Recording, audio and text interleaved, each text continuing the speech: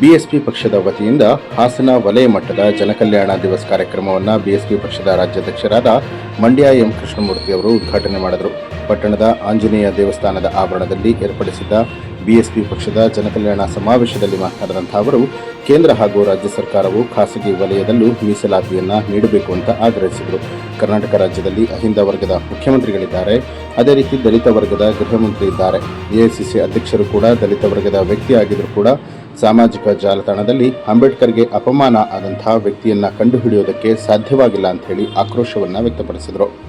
ಇದೇ ಸಂದರ್ಭದಲ್ಲಿ ಬಿಎಸ್ಪಿ ಪಕ್ಷದ ರಾಜ್ಯಾಧ್ಯಕ್ಷರಾದ ಕೃಷ್ಣಮೂರ್ತಿ ಎಂ ಮಂಡ್ಯ, ಸಂಚಾಲಕರು ಹಾಗೂ ಹಾಸನ ವಲಯ ಉಸ್ತುವಾರಿಗಳಾದ ಗಂಗಾಧರ್ ಬಹುಜನ್, ರಾಜ್ಯ ಉಪಾಧ್ಯಕ್ಷರಾದಂಥ ಜಾಕಿರ್ ಹುಸೇನ್, ರಾಜ್ಯ ಸಂಯೋಜಕರಾದಂಥ ಕೆಟಿ ರಾಧಾಕೃಷ್ಣ, ರಾಜ್ಯ ಪ್ರಧಾನ ಕಾರ್ಯದರ್ಶಿಗಳಾದ ಕಾಂತಪ್ಪ, ರಾಜ್ಯ ಕಾರ್ಯದರ್ಶಿಗಳಾದ ಅತ್ನಿ ಹರೀಶ್, ಶ್ರೀಮತಿ ಸುಧಾ, ಗೋಪಾಲ್, ಜಿಲ್ಲಾಧ್ಯಕ್ಷರಾದ ಲಕ್ಷ್ಮಣ ಕೀರ್ತಿ, ಜಿಲ್ಲಾ ಉಸ್ತುವಾರಿಗಳಾದ ಮಲ್ಲಯ್ಯ, ಜಿಲ್ಲಾ ಪ್ರಧಾನ ಕಾರ್ಯದರ್ಶಿಗಳಾದ ಸಿಜಿ ಸೋಮಶೇಖರ್, ಕಚೇರಿ ಕಾರ್ಯದರ್ಶಿ ಕಿರಣ್, ತಾಲೂಕು ಅಧ್ಯಕ್ಷರಾದ ರಾಜು ಕುಂದೂರು, ತಾಲೂಕು ಉಸ್ತುವಾರಿಗಳಾದ ಸಿದ್ದಲಿಂಗಯ್ಯ ಬಹುಜನ್, ಪ್ರಧಾನ ಕಾರ್ಯದರ್ಶಿ ಬಸವರಾಜ್, ಹೊಳೆನರಸೀಪುರ ತಾಲೂಕು ಅಧ್ಯಕ್ಷರಾದ ತಾರೇಶ್ ಸೇರಿದಂತೆ ಇತರರು ಹಾಜರಾಗಿದ್ದರು. ನಾವು ಮುಖ್ಯಮಂತ್ರಿ ಆಗ್ಬೇಕಂತೇಳಿ ಕಾಂಗ್ರೆಸ್, ಬಿಜೆಪಿ, ಜನತಾ ದಳದೊಳಗೆ 60 ವರ್ಷ 70 ವರ್ಷಗಳಿಂದ ಒಂದು ರೀತಿಯಲ್ಲಿ ರಾಜಕೀಯ ಗುಲಾಮ್ಗಿರಿಯನ್ನ ಮಾಡ್ತಾ ಇದ್ದಾರೆ. ಹೈಕಮಾಂಡ್ಗಳ ಚಮಚಾಗಿರಿಯನ್ನ ಮಾಡ್ತಾ ಇದ್ದಾರೆ. ಯಾವ ಲೆವೆಲ್ಗೆ ಅಂದ್ರೆ 80 ವರ್ಷ ವಯಸ್ಸಾಗಿರ್ತಕ್ಕಂಥ ಅತ್ಯಂತ ಹಿರಿಯ ನಾಯಕರೊಬ್ಬರು ಕರ್ನಾಟಕದಲ್ಲಿ ಕಾಂಗ್ರೆಸ್ ಪಕ್ಷಕ್ಕೆ ರಾಷ್ಟ್ರೀಯ ಅಧ್ಯಕ್ಷರಾಗಿದ್ದಾರೆ. ಆದ್ರೆ ಇವತ್ತಿನವರೆಗೆ ಅವರು ಈ ರಾಜ್ಯದ ಮುಖ್ಯಮಂತ್ರಿ ಕೂಡ ಆಗಕ್ಕಾಗಿಲ್ಲ ಅಂತಂದ್ರೆ ಕಾಂಗ್ರೆಸ್, ಬಿಜೆಪಿ, ಜನತಾ ದಳದ ಒಳಗಡೆ SC, ST, OBCಗಳನ್ನ, ಧಾರ್ಮಿಕ ಅಲ್ಪಸಂಖ್ಯಾತರನ್ನ ಯಾವ ಮಟ್ಟದಲ್ಲಿ ನಡೆಸ್ಕೊಂತಾರೆ, ಯಾವ ಮಟ್ಟಕ್ಕೆ ಅವರನ್ನ ಒಂದು ರೀತಿ ರಬ್ಬರ್ ಸ್ಟ್ಯಾಂಪ್ಗಳನ್ನಾಗಿ ಮಾಡ್ಕೊಳ್ತಾರೆ ಅನ್ನೋದಕ್ಕೆ ಕಾಂಗ್ರೆಸ್ ಪಕ್ಷದ ರಾಷ್ಟ್ರೀಯ ಅಧ್ಯಕ್ಷರು ಇವತ್ತು ಉದಾಹರಣೆ.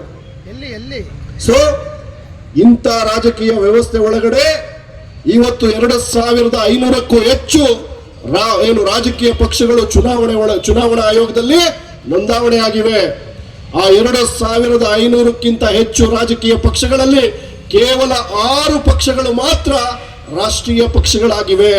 ಆ 6 ಪಕ್ಷಗಳಲ್ಲಿ ಬಹುಜನ ಸಮಾಜ ಪಾರ್ಟಿ ಈ ದೇಶದ 3ನೇ ಅತಿ ದೊಡ್ಡ ರಾಜಕೀಯ ಪಕ್ಷ, ರಾಷ್ಟ್ರೀಯ ಪಕ್ಷ ಅಂತಕ್ಕಂಥದ್ದು ನಿಮ್ಮೆಲ್ಲರಿಗೂ ಹೆಮ್ಮೆ ತರತಕ್ಕಂಥ ಸಂಗತಿ.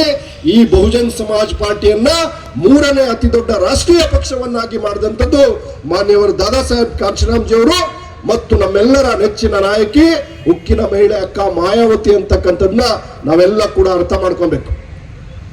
ಸೊ ಬಂಧುಗಳೇ, ಇವತ್ತು ಈ ದೇಶದಲ್ಲಿ ಹಿಂದುಳಿದ ಜಾತಿಗಳು ಯಾವನೊಬ್ಬ ಫೇಸ್ಬುಕ್ನಲ್ಲಿ, ಸೋಷಿಯಲ್ ಮೀಡಿಯಾದಲ್ಲಿ ಗುಲಾಮರ ಅಪ್ಪ ಅಂತ ಒಂದು ಐಡಿಯನ್ನ ಕ್ರಿಯೇಟ್ ಮಾಡಿಕೊಂಡು ನಿರಂತರವಾಗಿ ಬಾಬಾ ಸಾಹೇಬ್ ಅಂಬೇಡ್ಕರ್ಗೆ ಅಪಮಾನ ಮಾಡ್ತಕ್ಕಂಥ ಲೇಖನಗಳನ್ನ ಬರೀತಾ ಇದ್ದಾನೆ, ಟೀಕೆ ಮಾಡ್ತಾ ಇದ್ದಾನೆ.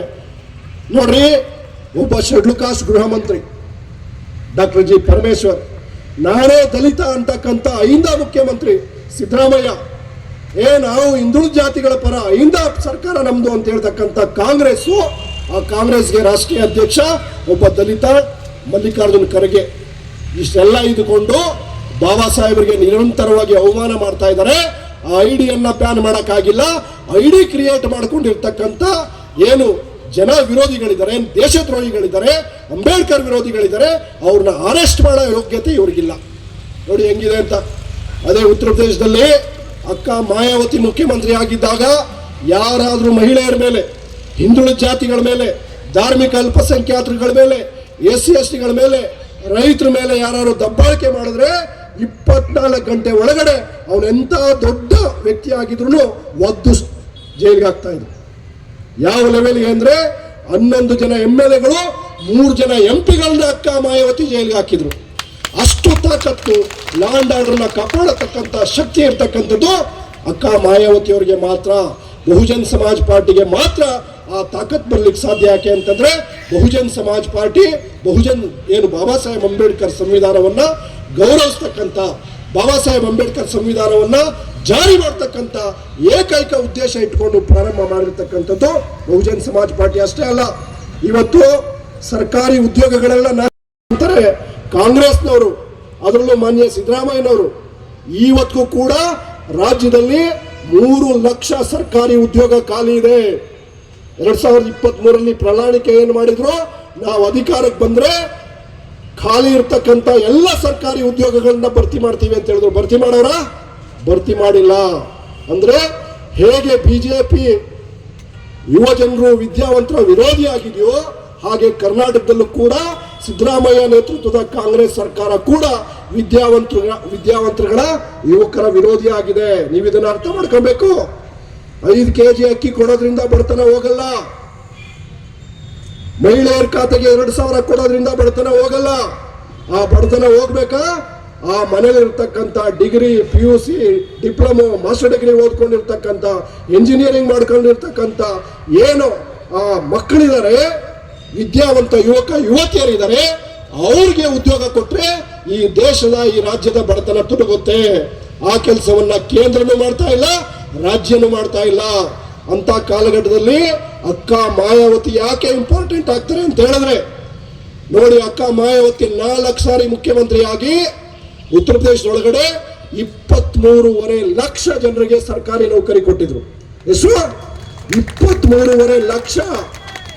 ಪ್ರಧಾನಿ 12 ವರ್ಷ ಆಗಿದೆ ನರೇಂದ್ರ ಮೋದಿ, ಕೇಂದ್ರದಲ್ಲಿ 23 ಲಕ್ಷ ಸರ್ಕಾರಿ ಉದ್ಯೋಗ ಭರ್ತಿ ಮಾಡಿಲ್ಲ. ಆದ್ರೆ ಅಕ್ಕ ಮಾಯಾವತಿ ಉತ್ತರ ಪ್ರದೇಶ 1ರಲ್ಲಿ ಎಲ್ಲಾ ಜಾತಿಯ ಜನರಿಗೆ 23 ಲಕ್ಷ ಸರ್ಕಾರಿ ಉದ್ಯೋಗವನ್ನ ಭರ್ತಿ ಮಾಡಿದ್ರು. ಈಗ ಅರ್ಥ ಆಯ್ತಾ ಯಾಕೆ ಅಕ್ಕ ಮಾಯಾವತಿ ದೇಶಕ್ಕೆ ಪ್ರೈಮ್ ಮಿನಿಸ್ಟರ್ ಆಗ್ಬೇಕಂತ? ಈ ದೇಶದ ಬಡವರಿಗೆ, ಹಿಂದುಳಿದ ಜಾತಿಗಳಿಗೆ, ಅವರ ಮಕ್ಕಳಿಗೆ ಉದ್ಯೋಗ ಬೇಕು ಅಂದ್ರೆ ಅಕ್ಕ ಮಾಯಾವತಿ ದೇಶಕ್ಕೆ ಪ್ರೈಮ್ ಮಿನಿಸ್ಟರ್ ಆಗ್ಬೇಕು. ಇನ್ನು ಭೂಮಿ ನೋಡಿ, ಇವತ್ತು ನೀವೇ ಪರ್ಮಿಷನ್ ಕೊಟ್ಟಿದ್ದೀರಿ, ಹೆಂಗ್ರಿ ಬಿಚ್ಚಾಕ್ತೀರಿ ನೀವು? ಯಾಕೆ ನಿಮ್ಮ ಮೇಲೆ ಕೇಸನ್ನ ದಾಖಲು ಮಾಡಬಾರ್ದು? ನಾವು ಎಲ್ರಿಗೂ ಹಿಂಗೆ ಮಾಡ್ತೀರ, ಎಲ್ರಿಗೂ ಒಂದೇ ಕಾನೂನು ಮಾಡಿ. ನೀವು ಏನು ಪುರಸಭೆಯಲ್ಲಿ ನೀವು ಬಹಳ ಭ್ರಷ್ಟಾಚಾರ ರಹಿತವಾಗಿ ಅಧಿಕಾರ ಮಾಡ್ತಾ ಇದ್ದೀರೇನೋ ನೀವು ಕೂತ್ಕೊಂಡಲ್ಲಿ? ಪುರಸಭೆ ವಿಚಾರ ನಮಗೆ ಗೊತ್ತಿಲ್ವಾ? ಇಲ್ಲಿ ಏನ್ ಮಾಡ್ತಾ ಇದೀರಿ ಅಂತೇಳಿ ಅಧಿಕಾರಿಗಳು ಯಾವುದೇ ರಾಜಕಾರಣಿಗಳ ಕೈಗೊಂಬೆಯಾಗಿ ನೀವು ಕುಣಿಬಾರ್ದು. ಇದು ಎಚ್ಚರಿಕೆ ಅಂತೆಲ್ಲ ತಿಳ್ಕೊಳ್ಳಿ ನೀವು. ಬಹುಜನ್ ಸಮಾಜ್ ಪಾರ್ಟಿ ಕೊಡ್ತಿರ್ತಕ್ಕಂಥ ಎಚ್ಚರಿಕೆ ಅಂತೆಲ್ಲ ತಿಳ್ಕೊಳ್ಳಿ ನೀವು. ಕಾನೂನಿಗೆ ಅನುಗುಣವಾಗಿ ನೀವು ನಿಮ್ಮ ಅಧಿಕಾರವನ್ನು ಚಲಾಯಿಸಿ.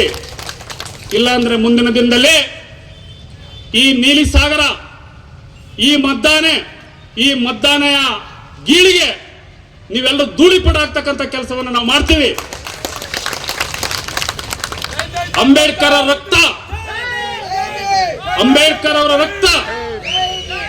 ಅಂಬೇಡ್ಕರ್ ವಂಶಸ್ಥರ ರಕ್ತ ನಮ್ಮ ಮೈ ಮೇಲೆ ಹರಿತಾ ಇದ್ರೆ ಇದಕ್ಕೆ ನಾವು ಸೇಡ್ ತೀರ್ಸ್ಕೊತೀವಿ. ಮುಂದಿನ ದಿನದಲ್ಲಿ ನಿಮಗೆ ಓಟ್ ಹಾಕಿ ಪಾರ್ಲಿಮೆಂಟಿಗೆ ಕಳಿಸೋದು ಗೊತ್ತಿದೆ, ನಮಗೆ ನಿಮ್ಮನ್ನು ಸೋಲಿಸಿ ಮನೆಗೆ ಕಳಿಸೋದು ಗೊತ್ತಿದೆ, ಎಲ್ಲವೂ ಗೊತ್ತಿದೆ. ನಮ್ಮ ಕೈಯಲ್ಲಿ ಅಂಬೇಡ್ಕರ್ ಕೊಟ್ಟಿರ್ತಕ್ಕಂಥ ಓಟಿನ ಅಸ್ತ್ರ ಇದೆ. ನಾವು ಜಾಗೃತಿ ಮೂಡಿಸ್ತೀವಿ. ನಮ್ಮನ್ನ ಬಹಳ ನೀವು ಲಘುವಾಗಿ ಪರಿಗಣಿಸಬೇಡಿ. ನೀವು ಬಹಳ ಚಿಕ್ಕ ಸಂಖ್ಯೆಯಲ್ಲಿ ಇದ್ದಾರೆ ಅಂತೇಳಿ.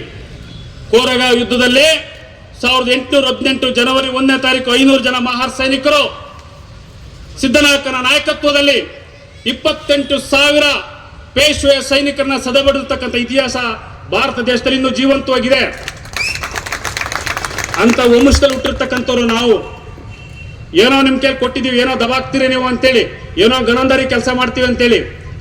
ಅಷ್ಟು ಅಲ್ಲ, ನೀವು ಜನರನ್ನ ಮರಳು ಮಾಡಿ ನಾವು ಹಂಗ್ ಮಾಡ್ತೀವಿ ಹಿಂಗ್ ಮಾಡ್ತೀವಿ ಅಂತೇಳಿ ಜನರನ್ನ ಮನಸ್ಸನ್ನ ದಿಕ್ತಪ್ಸಿ, ಎಂಡ ಹಂಚಿ, ಸಾರಾಯಿ ಹಂಚಿ, ದುಡ್ಡು ಹಂಚಿ ಇವತ್ತು ನೀವು ಗೆದ್ದಿದ್ದೀರಿ. ವಾಮ ಮಾರ್ಗದಿಂದ ನೀವು 1 ರೂಪಾಯಿ ಕೊಡದಂಗೆ, 1 ಕ್ವಾರ್ಟರ್ ಎಣ್ಣೆ ಕೊಡದಂಗೆ ನೀವು ಚುನಾವಣೆ ಮಾಡ್ರಿ ನೋಡೋಣ. ನಾನೇ ಬಂದು ನಿಂತ್ಕೊತೀನಿ ನೋಡೋಣ ಚನ್ನಪಟ್ಟಣದಲ್ಲಿ.